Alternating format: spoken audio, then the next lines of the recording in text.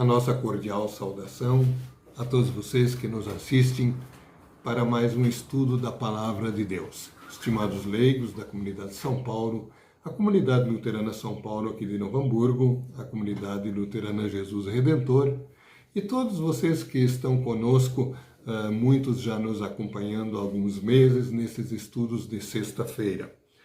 Hoje nós teremos a parte final do estudo da carta de Paulo aos Colossenses, no capítulo 3, versículo 18, até o final do capítulo 4, que também tem 18 versículos, 3:18 a 4:18.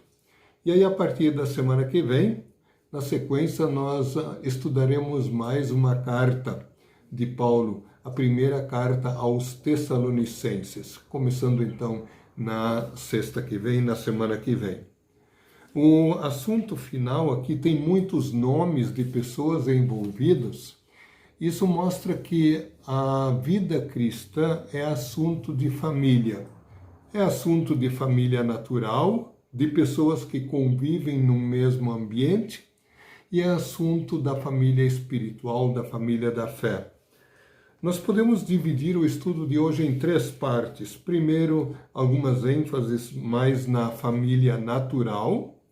Depois, no meio, tem algumas ênfases sobre prática cristã, da vida cristã, vida de oração. Né? E depois, a terceira parte, mais tratando da família da fé propriamente dita. Algumas observações iniciais ainda nesse sentido, algumas frases assim para meditar que eu anotei. Vida cristã é assunto de família. Família lembra comunhão, união. Deus é real e trata com pessoas concretas.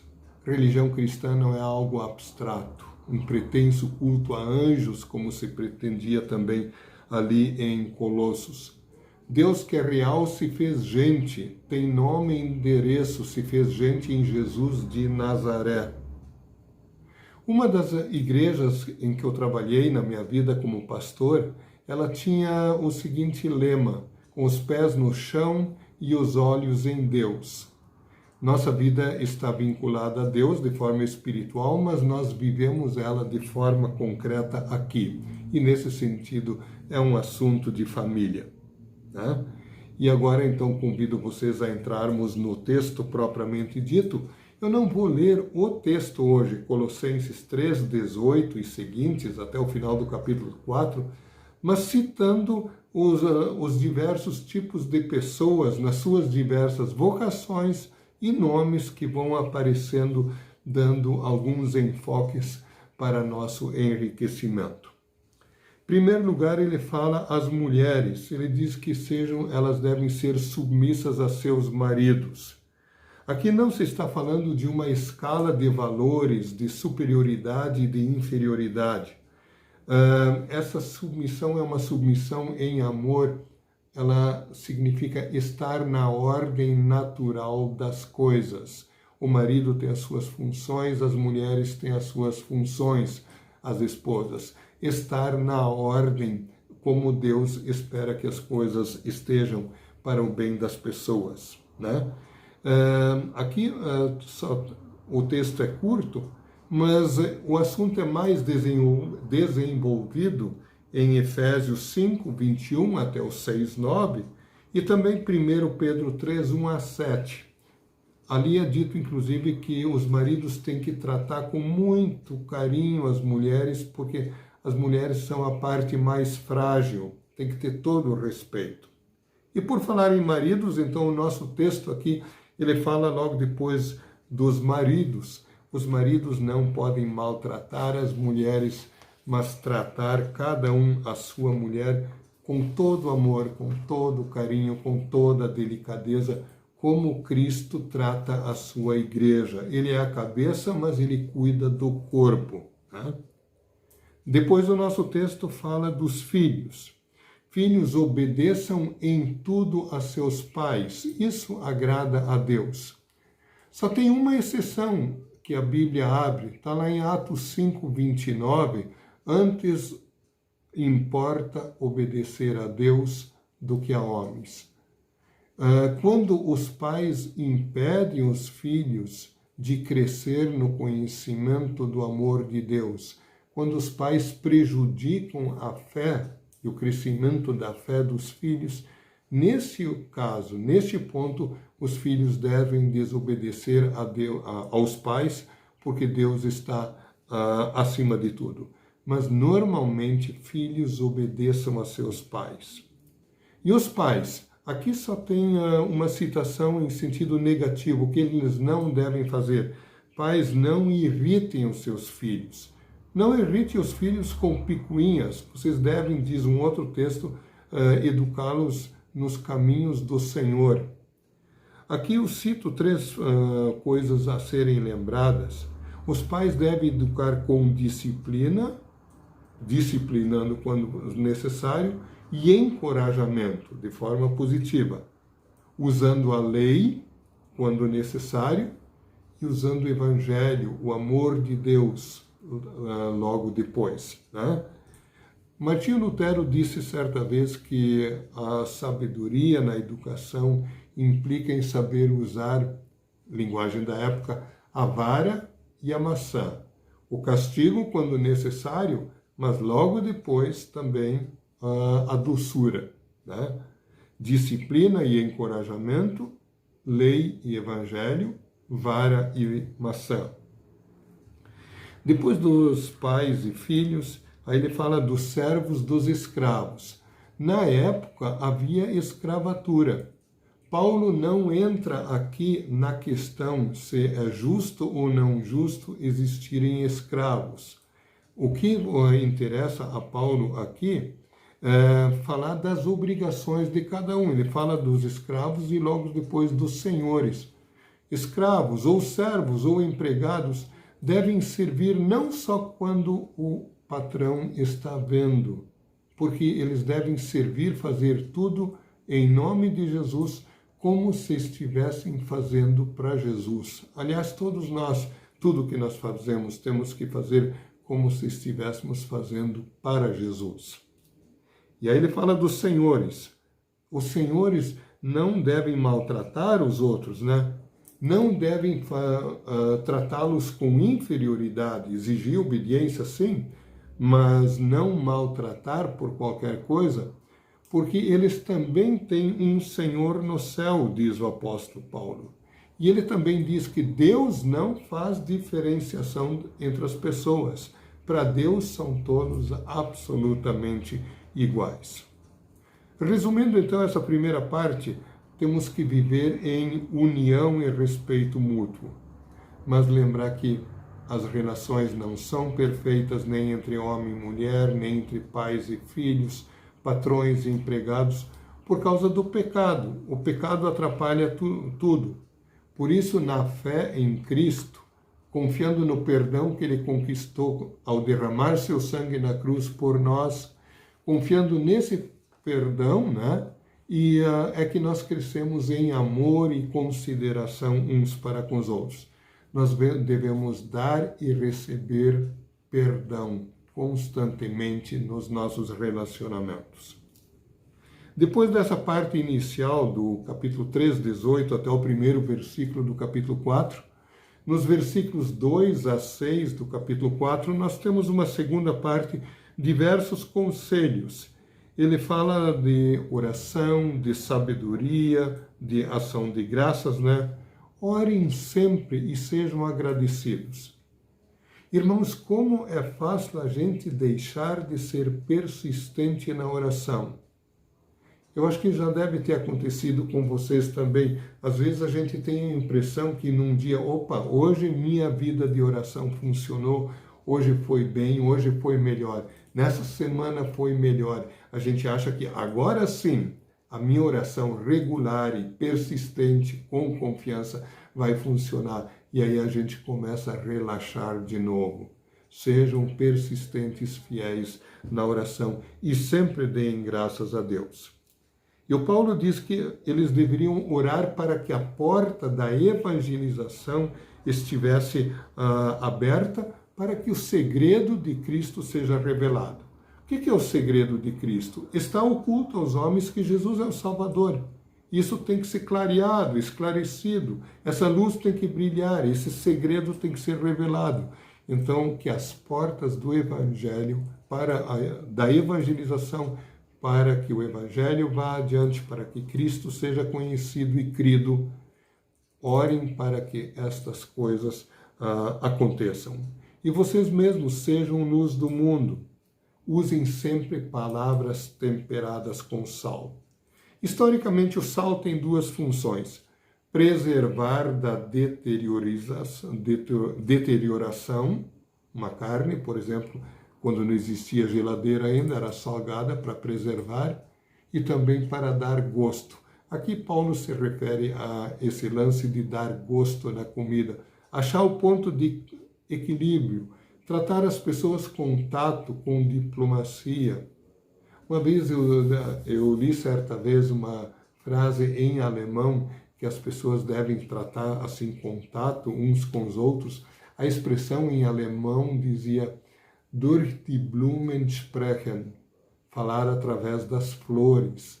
Eu acho isso lindo, nunca esqueci, falar através das flores, né? Não gritando, não se estourando por qualquer coisa.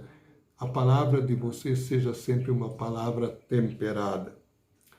E aí vem a terceira parte, que fé cristã, vida cristã é algo em família, sobretudo da família da fé da igreja, onde as pessoas são pessoas importantes, individualmente. Elas têm nome próprio, elas têm funções próprias. E esse é o valor das saudações finais aqui. Então, os nomes que aparecem, primeiro Paulo, que está escrevendo da cadeia em Roma para os colossenses, em Colossos ali na Ásia Menor, né? Primeiro ele cita duas pessoas, a primeira vai levar saudações, e essas duas são os portadores desta carta, é Tíquico e Onésimo. O Tíquico, ele é natural ali da Ásia Menor, região de Colossos, quem sabe, e ele acompanhou Paulo na sua última viagem a Jerusalém, quando Paulo foi preso. Tíquico esteve junto. E Onésimo? Onésimo é um escravo fugitivo do seu patrão Filemão, lá de Colossos. Ele fugiu para Roma. Em Roma ele conheceu Paulo e conheceu o Evangelho, conheceu a Cristo. Paulo envia ele de volta com esta carta e com uma carta pessoal para Filemão, a carta a Filemão.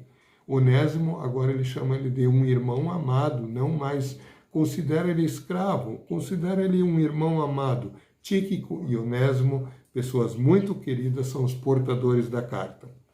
E aí o Paulo cita 3 pessoas judias, que eram muito importantes na obra da evangelização, companheiros seus, e 3 pessoas gentias, não judeus, também seus companheiros, que mandam saudações. Primeiro é Aristarco, dos 3 judeus, Aristarco, Marcos e Josué ou Jesus. Aristarco é alguém que está preso com Paulo. Ele também esteve em Jerusalém com Paulo e agora está preso com Paulo em Roma. Marcos é primo de Barnabé. Na primeira viagem missionária, João Marcos, o evangelista Marcos, ele tinha se separado de Paulo e, por ser primo de Barnabé, depois Paulo e Barnabé também se separam temporariamente. O Marcos fica um tempo afastado de Paulo, mas nessa época agora já se reconciliaram. Cristãos também têm suas fraquezas, mas agora estão reconciliados. E Marcos está lá em Roma junto com Paulo, e ele envia saudações. O outro é Josué, ou também Jesus, é um nome bastante conhecido entre os judeus, que também manda saudações. E agora 3 gentios, não judeus, que mandam saudações: Epáfras, Lucas e Demas. Epáfras é o provável fundador da igreja em Colossos, dos colossenses, ou pelo menos isso é certo, foi o seu instrutor, educou eles na fé cristã, deu muitas aulas para eles. Ele está agora com Paulo em Roma também. Paulo diz que ele ora muito por eles, os colossenses, para que eles cresçam. Ele é muito conhecido em todo o vale do rio Lico, nas cidades de Colossos, Hierápolis e Laodiceia, vale do rio Lico, na Ásia Menor. O outro que manda saudações é o médico amado, é Lucas, que só é chamado de médico amado aqui no Novo Testamento. Pelo seu evangelho e por Atos dos Apóstolos que Lucas redigiu, tem alguns lances próprios de medicina, mas onde Lucas é chamado de médico é aqui no capítulo 4 de Colossenses. Ele envia saudações. E o terceiro dos gentios é Demas. Demas também é um crente que envia saudações. Infelizmente, Demas mais tarde abandonou o evangelho, abandonou a fé cristã. Paulo escreveu num lugar que Demas, tendo amado o presente século, as coisas desse mundo, se afastou. Infelizmente, isso é uma advertência para nós. Cristãos correm o risco de abandonar a fé, né? Isso é uma advertência para nós. E aí o Paulo escreve, saúdem algumas pessoas especiais lá. Em primeiro lugar, Ninfa, que hospeda uma igreja na sua casa. Uma pessoa muito querida, essa Ninfa, né? Provavelmente ela é de Laodiceia, porque o Paulo diz que a carta aos Colossenses, depois de ter sido lida de público em Colossos, ela deverá ser lida também para os de Laodiceia. E ele diz que a carta que ele manda para Laodiceia deve ser lida entre os colossenses. Então, em toda a região, Paulo se refere a uma outra carta. Talvez a carta aos Efésios, que era uma circular para 7 cartas do Apocalipse, ou uma outra carta que se perdeu. Então, a carta, essa aqui, que estamos examinando, aos Colossenses deve ser lida nos outros locais, e a carta dos outros deve ser lida entre eles também, assim o Paulo recomenda. Saúdem também a Arquipo e deem um recado para ele, que ele cumpra bem o trabalho que ele recebeu de Cristo por pura graça de Deus. Que ele seja fiel no seu trabalho, esse Arquipo. Aí o Paulo conclui, alguns toques finais, ele diz que a saudação é de próprio punho. Olha, esse é o meu jeito de assinar. Geralmente outras pessoas redigiam as cartas então para ele, mas a saudação é de próprio punho. E lembrem-se que eu estou preso, isso é uma dica, hashtag fica a dica, orem muito por mim, parece que o Paulo está dizendo, quando no final ele diz, lembrem-se então das minhas algemas, de que eu estou preso. E finalmente, que a graça esteja com vocês, que o amor de Deus, o amor de Cristo, todas as bênçãos repousem sobre vocês. 2, 3 colocações finais aí, irmãos, amigos. Essas notas pessoais mostram que o Evangelho não é uma ideia abstrata, como eu já disse lá no início desse estudo. Deus é real, ele trata com pessoas concretas do aqui e agora.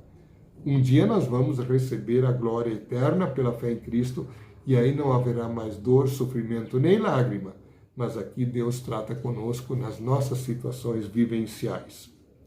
Nós podemos pensar também assim, ao ouvir tantos nomes de saudações, coloquemos o nosso nome. Deus me ama a mim, ama o Edgar. Deus ama a você, Paulo, João, Pedro, Maria, José, né? Isabel e assim por diante. Deus ama a você individualmente, ame os outros individualmente também. Oremos sempre, sejamos perseverantes na oração, cresçamos na fé através do uso diligente da palavra de Deus, cresçamos no amor para com todos, que nossa vida seja, por palavras e orações, um testemunho de amor, do amor de Deus em Cristo por todos. Amém.